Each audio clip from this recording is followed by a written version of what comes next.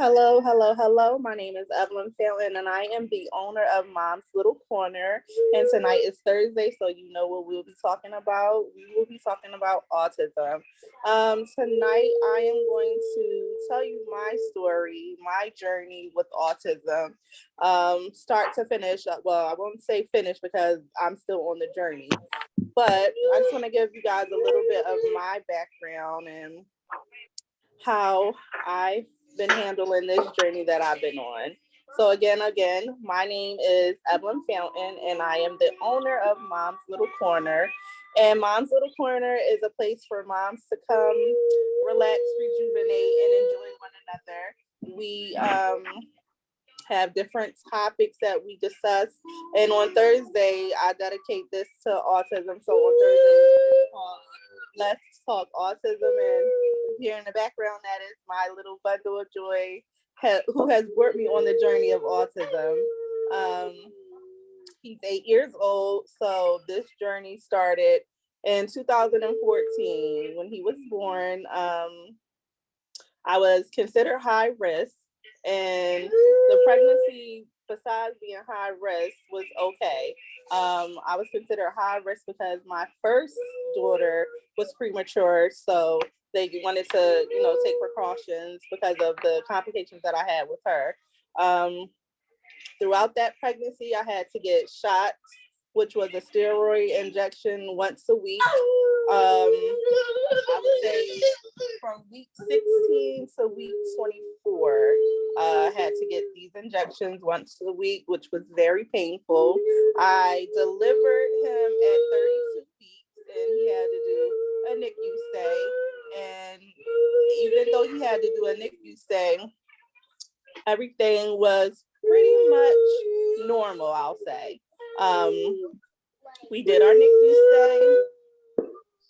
As he grew older, I didn't notice any difference in him as a baby, but once he got around, I'll say 2, he didn't start to talk. So it kind of threw like, okay, maybe something's going on. But as a mom, I really didn't want to say, oh yes, something is going on. And then on his father's side, the boys started talking late.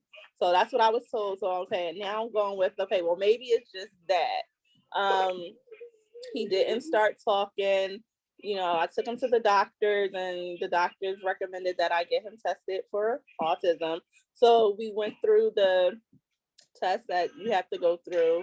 We did hearing tests, and he passed his hearing test. And at first I thought, well, maybe he just really can't hear, but he passed his hearing test. So after all the tests were done, we got the diagnosis that he had autism. And from that, it was, I would say, fast moving. It was just fast moving, I'll just say. And I didn't really know what to expect when they told me that my child had autism, because personally, I never dealt with anyone who had autism. In my family, we didn't have anybody who had autism. I worked in a school, and the children that I worked with didn't have autism, so I didn't really know anything about autism. So the first thing you do when you don't know something is you look it up. So I went online and I started to look up different things about autism. And of course, the first thing I did was blame myself. There was something that I did wrong in the pregnancy, is what I thought, but that's really not the case. There's nothing you can do to prevent autism. But you can educate yourself to better help you understand what you need to do for your children or child that's on the spectrum. So we got the diagnosis. I started looking up things. I really went through a lot of emotions. I went through emotions of I failed my child. I did something wrong. I blamed myself a lot. There were a lot of tears. I think I cried to my sister. And the one thing that really, really upset me when I thought about the diagnosis is what happens to him when I die. So, and I get like emotional even thinking about that now, because if I'm not here, who's going to be here for him? And my son, he has autism. He's nonverbal. So that means that he does not have words. He does not speak. So some children who have autism, they may start off as nonverbal, but then later on through speech therapy and things like that, they find their voice. So as of right now, my son is considered nonverbal because he does not speak. He started early intervention, which is schooling for children younger than 3. They go there half a day, and he receives speech therapy, physical therapy, OT, occupational therapy, and I feel like I'm missing something. So he got all of his services, and it kind of started off slow. Some of his services right away, so he was old time. And as a parent, when you're first getting these services, you really don't know what to expect. So I feel like I didn't really have an example of what I really needed to look for when I had these IEP meetings, or what really should happen if the services were not being provided for him in a timely matter that they were supposed to be provided for him. So I had to do a lot of trial and error with this. I had him in extended school year, which is when your child has a diagnosis of autism or any other disability, you're off for extended school year. So they'll go to school during the summertime, which is a good thing because that continues their services. So he did the extended school year, and then we started kindergarten. Kindergarten for me was scary because I was used to him going to this one place, and although it wasn't full day, I knew, okay, he's going here. He's been with these teachers for a while. They know my child knows them. And it was specifically for students with autism. So when you're going through the kindergarten change, they have a meeting, and they bring in the regular kindergarten teacher and then the special ed kindergarten teacher. So for my case, I knew that there was a school in our district that had I'll say like a school within a school. So they have a program that's specifically for students with autism. So once I found that out, I'm like, okay, I don't want my child to go to a regular kindergarten classroom. I would prefer for him to go to the school that has the autism program. So we had this meeting, and they introduced both teachers. And I told them off the bat, I don't feel comfortable with my child sitting in a regular kindergarten classroom when I know that my child is nonverbal. So for me, I felt like my child would just be sitting in the classroom, not really getting the things that he should get. So I expressed that I would prefer him to be in a school that has an autism program, and they both agreed. And he eventually went to the school that had the autism program. And even though he's in that school, I don't think that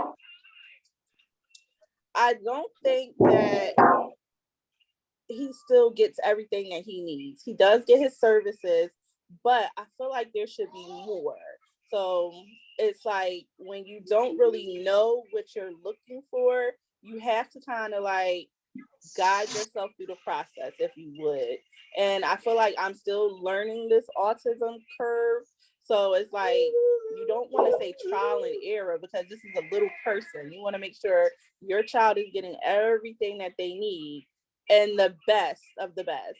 So I think it's a lot of learning, research, and advocating for your child. I have to, if I feel like something is not going right, I have to express to the administrator, the teachers, the principal, and I have a good relationship with them.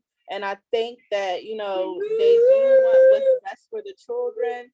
but they are looking at things from a teacher or principal standpoint.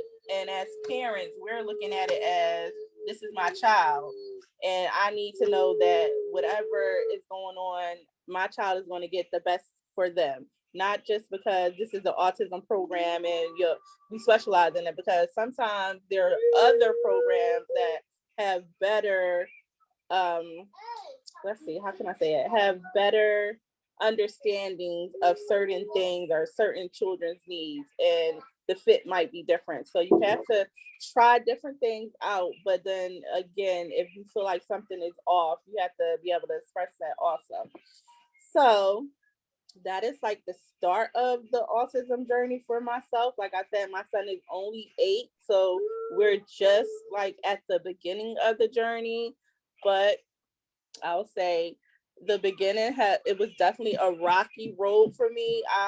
I still have those moments of what could happen or what's going to happen, but we don't even know what's going to happen in our day-to-day life. So I can't even begin to imagine what's going to happen in his day-to-day life. But I do know that if he gets his voice, it's going to be a beautiful thing. If he does not get his voice, it's still going to be a beautiful thing, because he's still the little person that when he was inside of my stomach and I had all these big dreams, he's still the same person. And he may find a different path. It may not look like how I thought it would look, but it's going to look how it's supposed to look for him. So that's my journey with autism. And if anyone has any questions, I am willing to answer them. If you want to just talk about anything that has to do with autism, I'm here to answer any questions.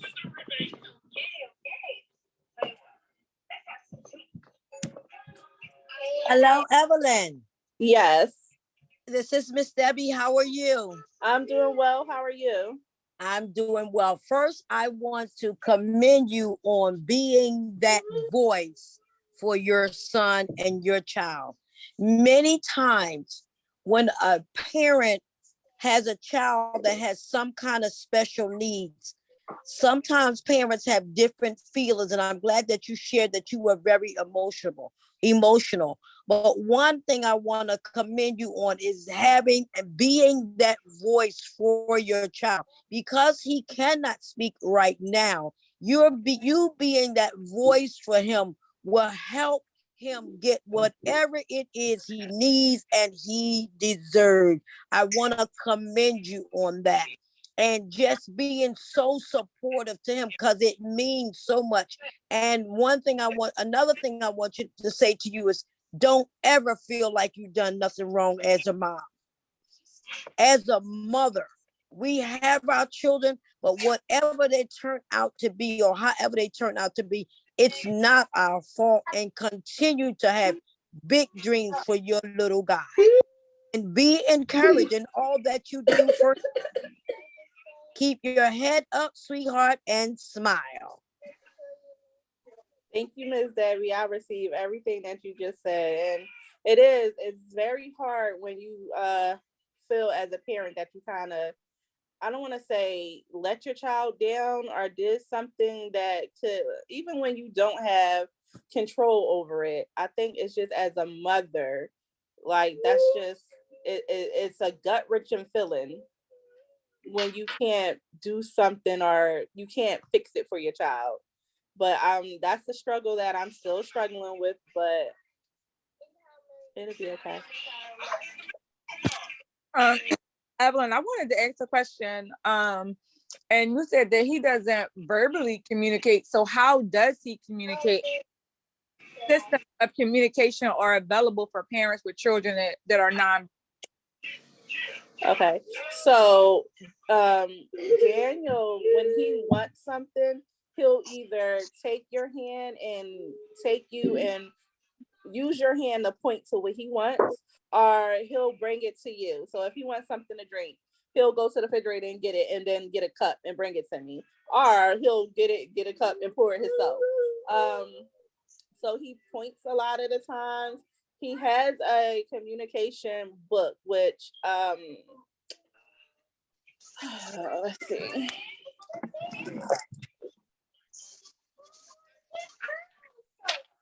So he has a communication book, and this is called, oh, you know what?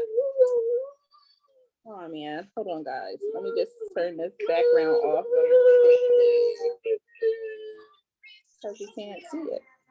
Yeah, you gotta take the blur off or your background. Okay.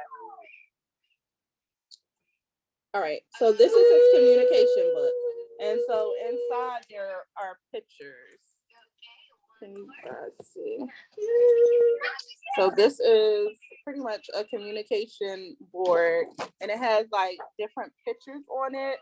So this is saying I. So if he wants to say like I can't really see because it's backwards. I like, and this is like drink. So like I like drink. So it could be juice, milk, or anything like that.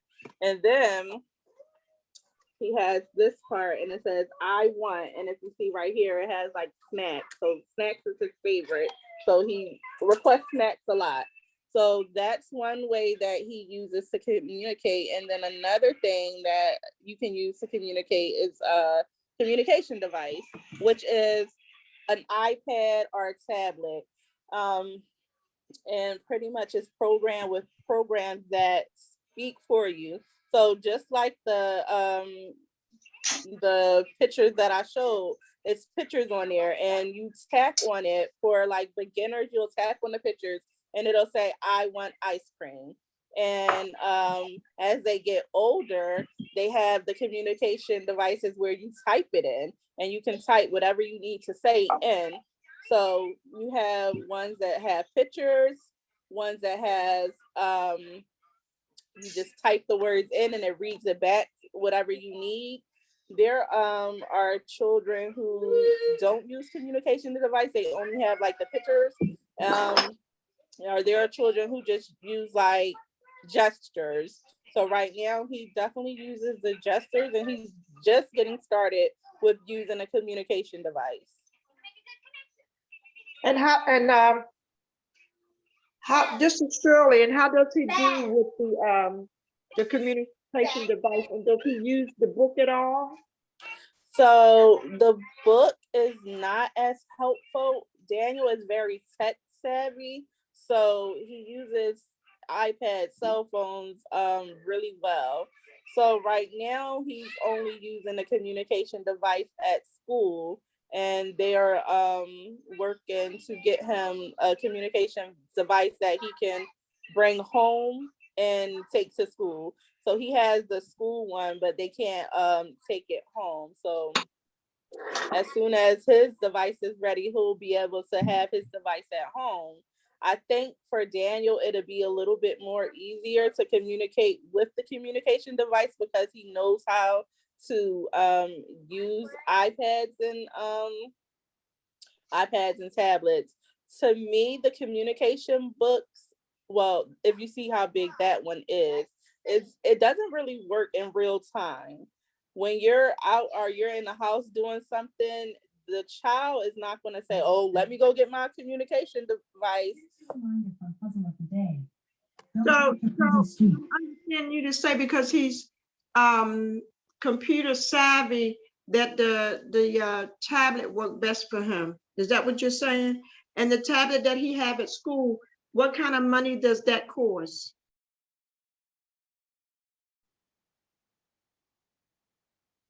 Okay, I can't hear you. So can you repeat your question for me? My question was, computer savvy, and he has a device at school and not one at home. The device that he used at school, what kind of money does that cost with using it? So the device that he uses at school is an iPad, and the iPad pretty much costs whatever an iPad costs, a couple $100. With the communication device for home, that has to go through insurance. So right now we had to do the paperwork, and you have to send all this paperwork into the insurance company. So I had to fill out paperwork, his teacher had to fill out paperwork, and his speech therapist had to fill out paperwork. Once they get all of our paperwork in, they look at it and say, okay, does this child have a need for this device? Because it's considered a medical equipment. So the insurance company will pay for it. Now, I'm not sure how much it costs because they have to put the different software on it so the children can be able to communicate. And to be honest, I don't know how much the different software costs because I don't know what software they actually install on the devices. But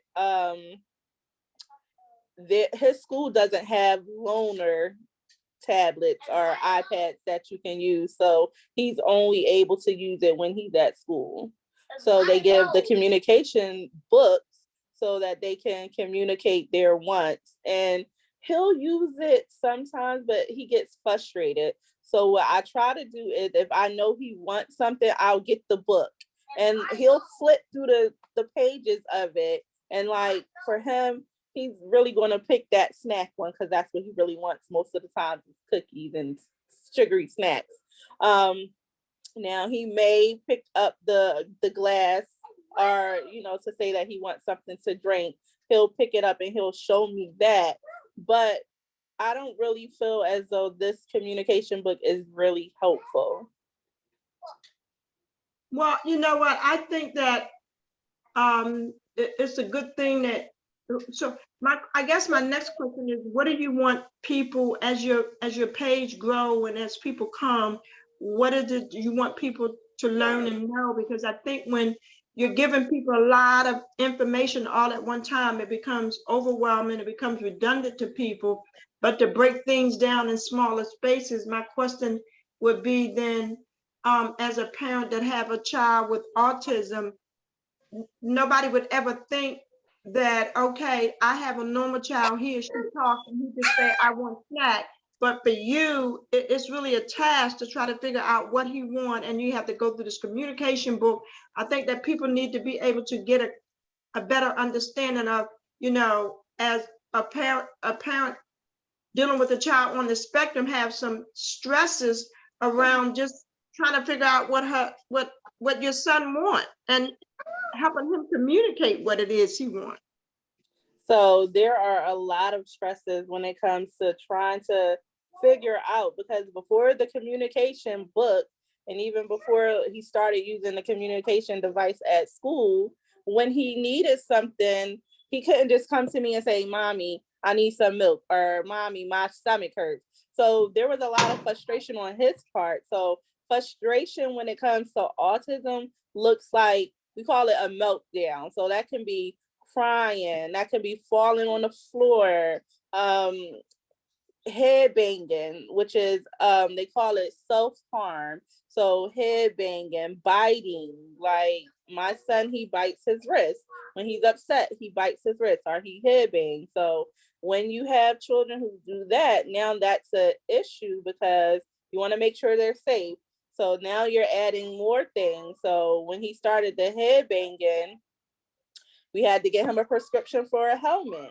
So now that you go through the insurance, that's another medical device that you're using for autism. So there are a lot of things when you have a child with autism that you have to, one, look out for. Two, once you find something that's going on, you have to go through insurance because now you need a medical device. And a medical of devices, helmets, the communication devices. There are a lot of different things that children with autism need. Even down to, I'm sorry? I was saying even diapers if they're not potty trained. Yes, even diapers, wipes, like those are different things that you can go through your medical provider and they'll give you, either they'll have the diaper shipped to you or you pick them up from the store. Even potty training was a task, and you don't know how it's going to go, because I didn't know if I could potty train him. I didn't know if he was going to be in pull-ups for, not, I don't want to say forever, but he could have been 8 years old still in pull-ups, and thankfully that's not the case. He's fully potty trained. He goes on his own, thank you. Jesus. But it's a lot when you're dealing with a child with autism that you don't think of when you're pregnant. When you're pregnant, you kind of have like, oh, I'm gonna be a mom, and this is gonna be this way, and this is gonna be this way, and you think it's gonna be like blocks going up, and then it's like when you hear your child has autism, it's like your blocks just come down, and now it's like, okay, you're like, well, how do I parent? Because now it's not like so simple as ABC. It looks a little bit different now. Now things are kind of out of order. So it's like you're really learning as you parent. And I mean, parenting in itself is a constant learning thing. You're constantly learning, especially with the new generation of children that we have. But when you throw a diagnosis in it, it's like you're really like kind of thrown for a loop, and it's almost like you really don't know what to do.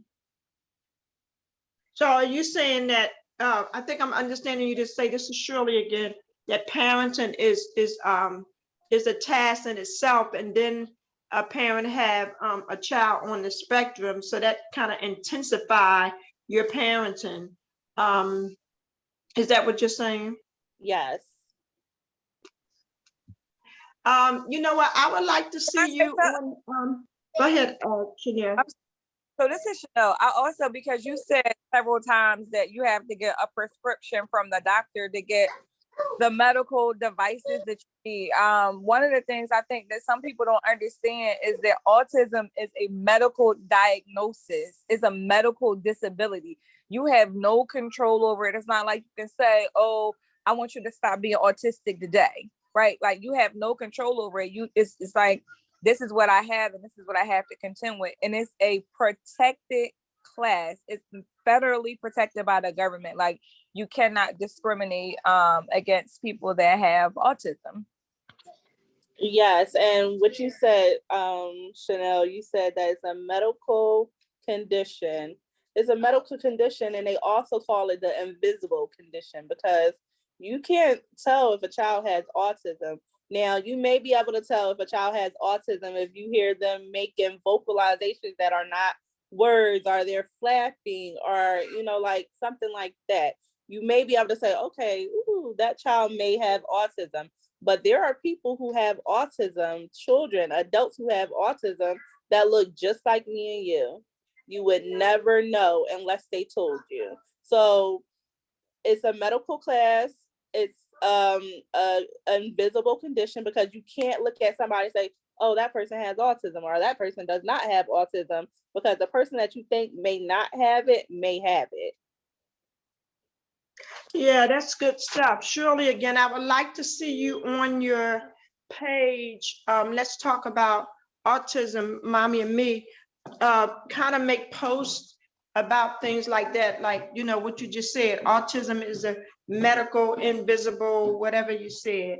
And then a parent that has a child on the spectrum have to figure out ways to help their children communicate where somebody is normal. And see, people don't think about stuff like this. They see people out with their children and people just have a real nasty attitude, and well, can't she make him stop? And the parent is trying to figure out herself or himself and how to, you know, interact and engage and correspond with the child. So I'm just suggesting that you do more of that on your page. And then one other thing, your page is sent, so I can send it to somebody's inbox messenger, but it's not shared, and it needs to be shared so other people can share it out on their page, because I think that a lot of people don't have a clear understanding. My friend from Florida, she said that her grandson is autistic, and they don't have no knowledge. She just thought the boy wasn't paying no attention to her. Wow. This is Chanel, and I do have another question too. And I'm asking from an aunt's perspective. Now, when you say that he's nonverbal, he does sometimes occasionally say words. So what does that mean when you say he's nonverbal, but there are times that he has words? What does that mean? So He does. So he'll say like mom, and he'll say like if I'm saying bubble, he'll try to say it. It may not sound like bubble, but he'll try to mimic sounds that you say. So like I would say in the medical world, he'll still be considered nonverbal unless he is communicating, saying sentences. I guess that's what they kind of look at it. So um I would say nonverbal with emerging words, but to be honest, there is no classification. They just classify you as nonverbal because he doesn't communicate effectively like we communicate. So he is starting to say little things, and that's my hope that he continues to, find his words. But right now he's considered nonverbal, even though he is starting to say like small little words like mom. He's starting to say, he doesn't say bubble fully, but he's starting to say bubble. His teacher heard him say bye. His sister heard him say hi, but he only does it when he wants to, if that makes sense. So I can say, Daniel, say bye, and he'll wave to me, but he won't say it.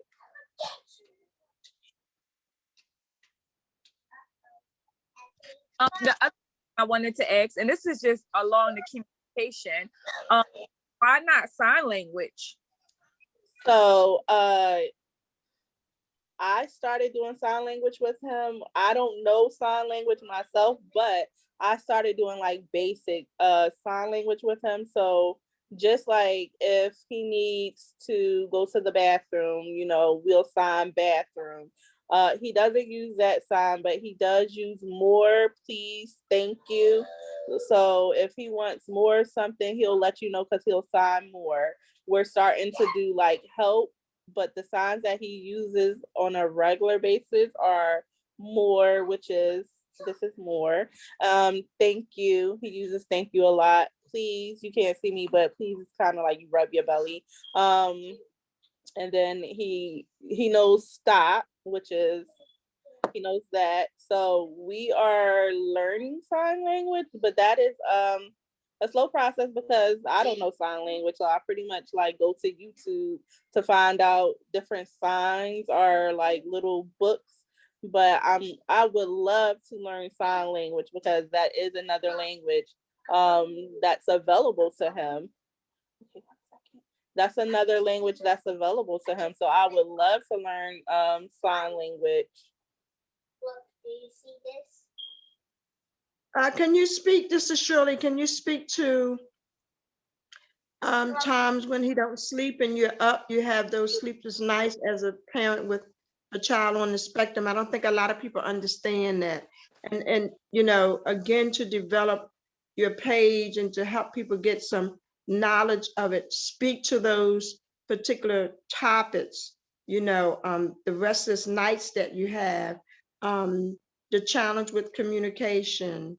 What else did you mention?